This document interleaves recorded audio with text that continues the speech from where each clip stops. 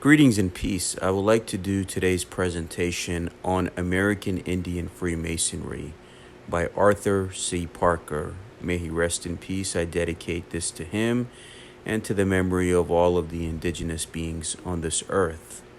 Now, in this talk, basically you explore Masonic-like traditions which existed in the rites and ceremonies of the indigenous peoples way before 1717.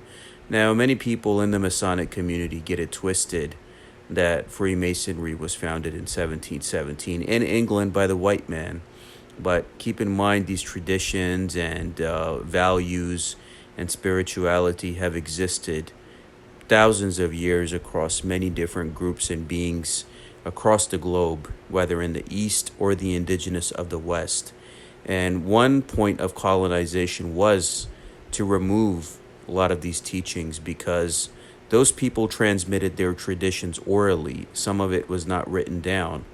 So Arthur C. Parker is one of those people who details these traditions and the legend of these different beings, right? And I'm truly honored to cover American Indian Freemasonry, which is often overlooked in the Masonic world. And myself currently, I'm resigned in good standing and have moved on with my life peacefully, but I will still give credit to this teaching. And I also belonged to the ancient accepted Scottish Rite of the Northern Masonic jurisdiction, just like how Arthur C. Parker did with the Valley of Buffalo. I was in Philadelphia. So I represent myself only, and I hope you enjoy this talk on Arthur C. Parker's American Indian Freemasonry. Just a quick disclaimer that this is for education, information, nonprofit, and entertainment purposes only, dedicated to all indigenous peoples of the world, and myself sharing that ancestry too.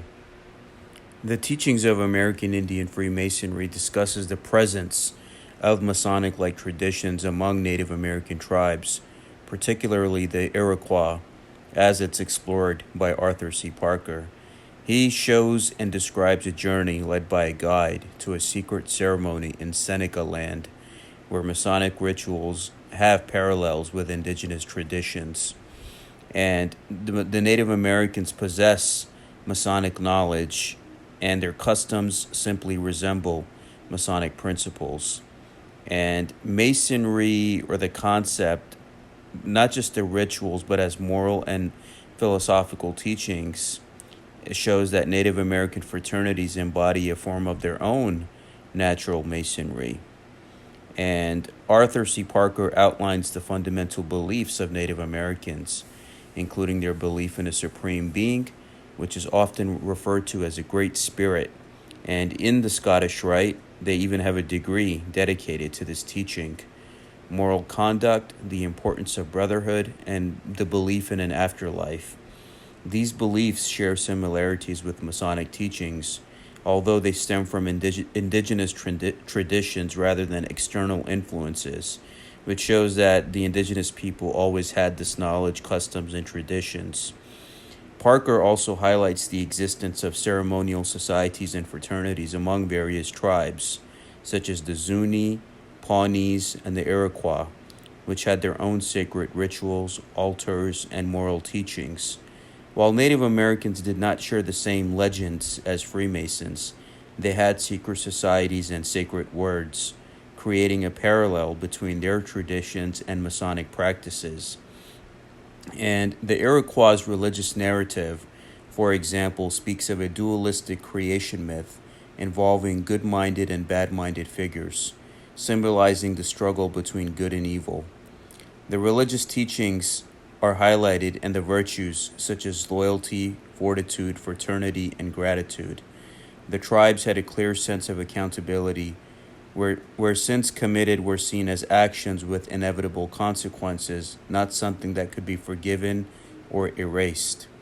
Now, even if you look at the Iroquois' architectural and artistic achievements, it shows that these beings were responsible for these creations, showcasing their skill in craftsmanship, especially in the balance and symmetry of objects that they made from natural materials like stone and bone.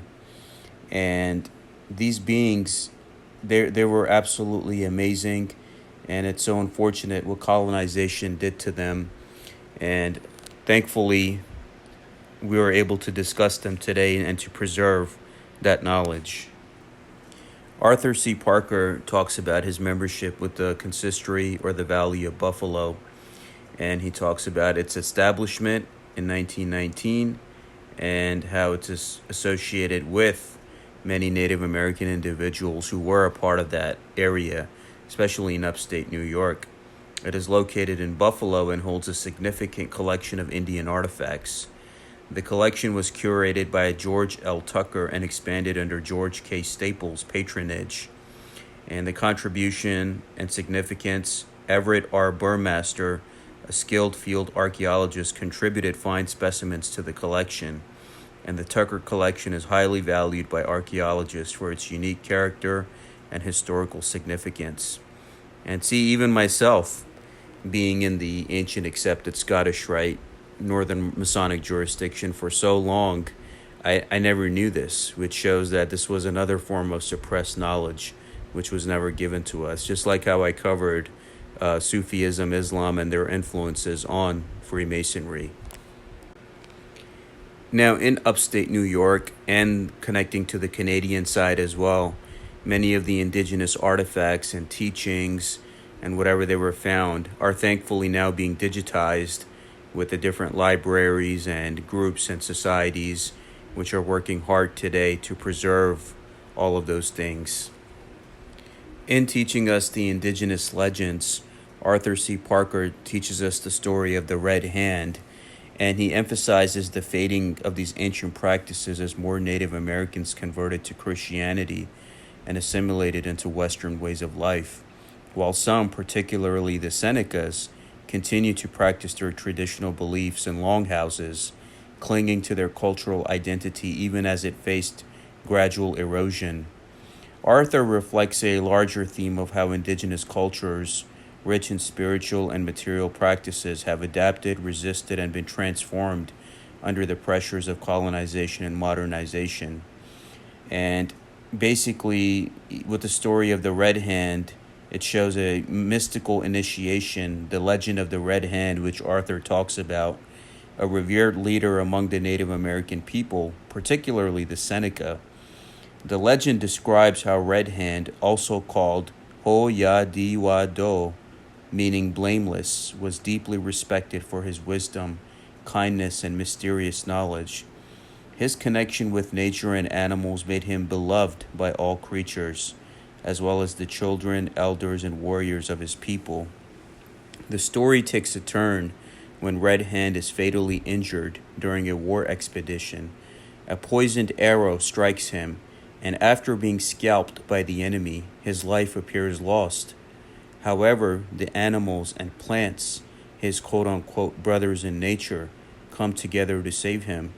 They each offer the tips of their hearts and the spark from their brains, signifying their deep respect and willingness to sacrifice for Red Hand.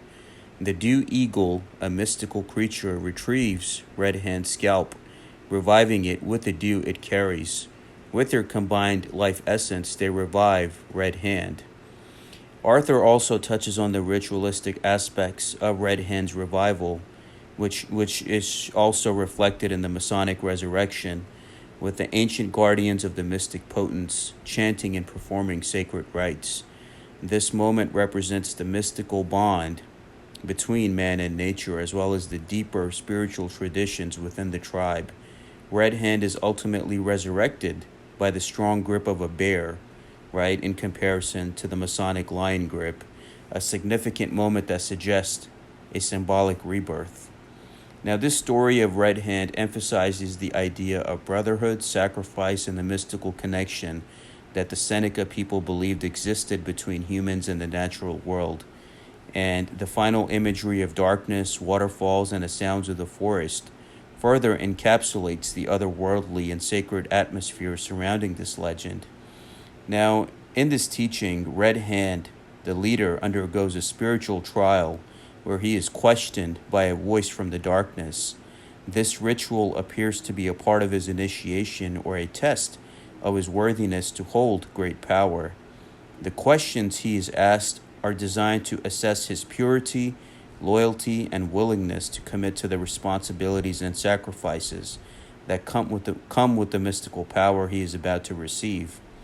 The voice asks if he has cleansed himself and basically has removed all of the dirt, guilt, and impurity from his heart and being. And has he cleansed himself? Whether he harbors ill will towards any creature, and if he will remain chaste and valorous. Each question reflects the moral and ethical standards expected of a leader in this sacred context. Red Hand affirms that he has no ill will and vows to uphold the secret of the power for his chosen company, even at the cost of death or torture. Right? It's like even in the Masonic tradition, they tell you that each being has a claim upon your kind offices. The final vow is that he will never reveal the secret power except at the moment of his death. This emphasizes the sacredness and weight of the knowledge he's being entrusted with. And the Red Hand's symbolic death hour will be revealed to him, and he will be allowed to choose his successor, a significant privilege. And at the end of his journey, he's promised a reward for his faith and obedience. Now, when he takes this vow, there is a mystical moment as the winds rush and the sounds of creatures hurry by, symbolizing the presence of the supernatural. The song, a central part of this ritual, is renewed, and a winged light appears, guiding Red Hand onwards. The imagery of darkness, shadows, and a call to follow me from the whippoorwill and the waterfall reinforces the mystical and otherworldly nature of the journey Red Hand must continue. Now, this teaching conveys themes of loyalty, secrecy, trust, and the ultimate sacrifice for the greater good, all of which are central to the sacred rituals and beliefs of Red Hand's people. And Red Hand's mystical journey, which symbolizes both spiritual and physical challenges, shows those parallel comparisons in indigenous teachings. He descends into an abyss, feeling the spray of a waterfall, then ascends a mountain where dawn breaks, a sign of new beginnings. On the mountain summit, he finds an altar with a wild maize plant at its center, where the mystic potence, a powerful life-restoring force, is kept. Red Hand is instructed by a voice to slash into the maize plant stalk, and blood flows from the wound. When he applies the mystic potence to the wound, it heals immediately. This act reinforces the sacred nature of the potence, which holds the power of life and healing for Red Hand's people. The voice then entrusts him with the responsibility to guard this power, linking the survival of his people with its preservation. He is commanded to found an order that will preserve the sacred knowledge, emphasizing the interconnectedness of all living things.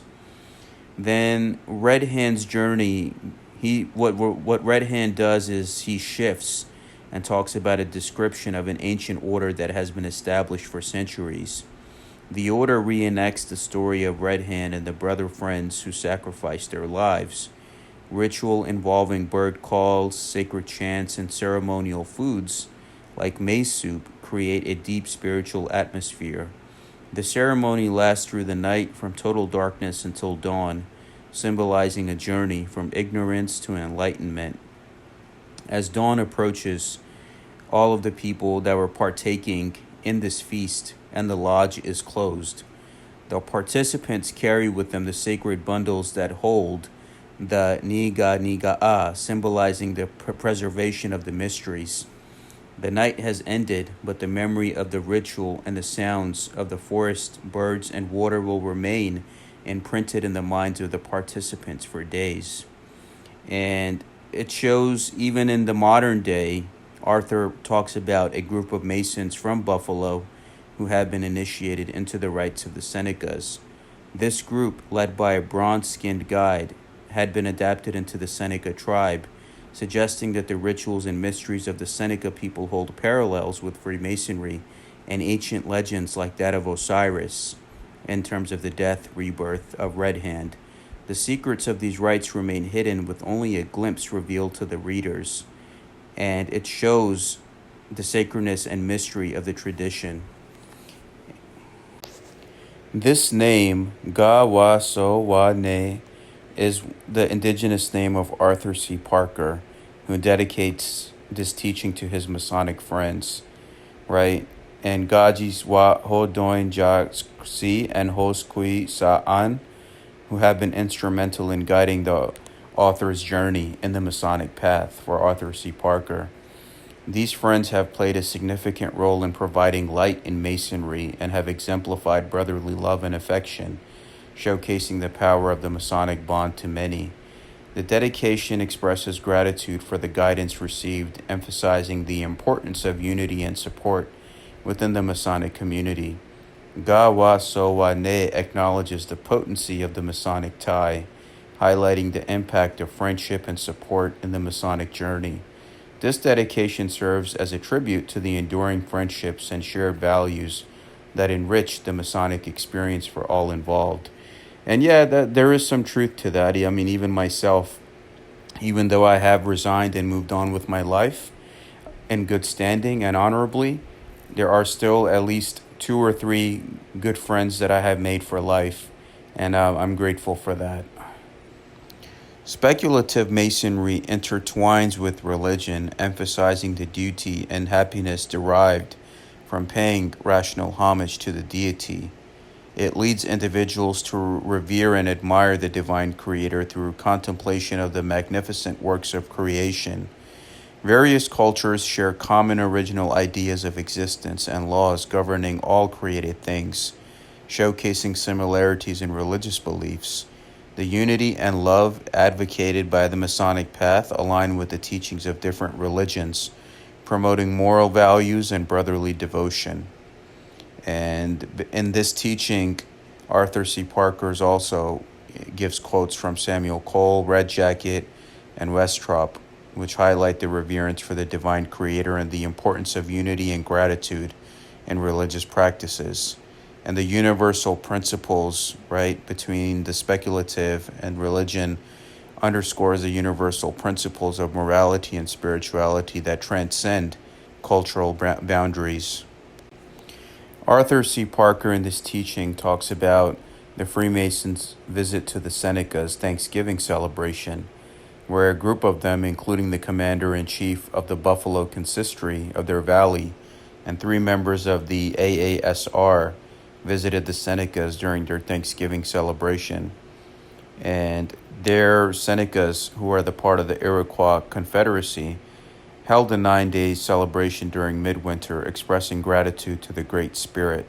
Various fraternities and ceremonial associations participated in the celebration, with some groups conducting sessions and public exhibitions.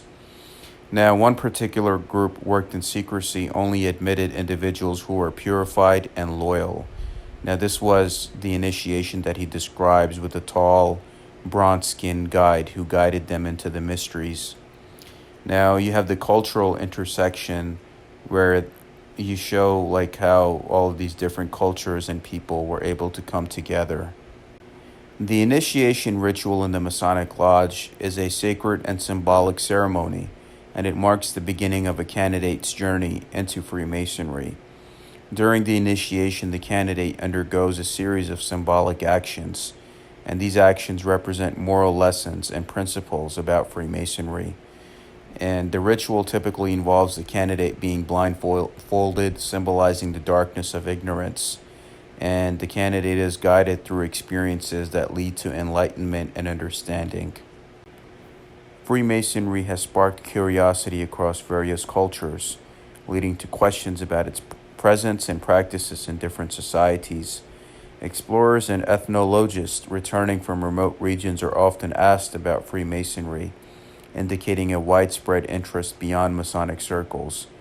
The connection between mystical orders promoting morality and brotherly devotion in different cultures raises intriguing possibilities of undiscovered Masonic practices. Rumors of Masonic lodges among Native American tribes hint at potential influences in unknown parts of the world, adding to the mystery surrounding Freemasonry's reach.